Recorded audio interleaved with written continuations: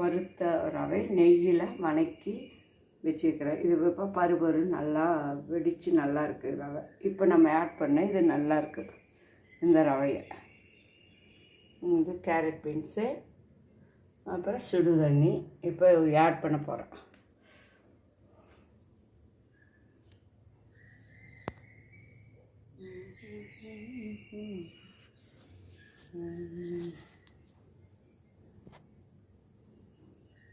பாருங்கள்,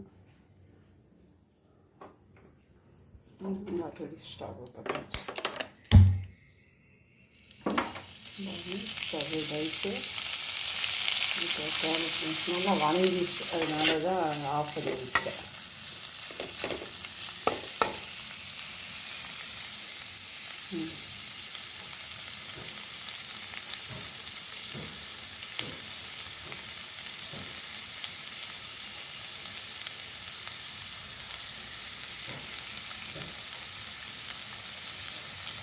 சின்ன சின்ன துண்டுகளாக இஞ்சியும் போட்டு போயிருக்கேன், அப்போ தான் டேஸ்ட்டாக இருக்கும்.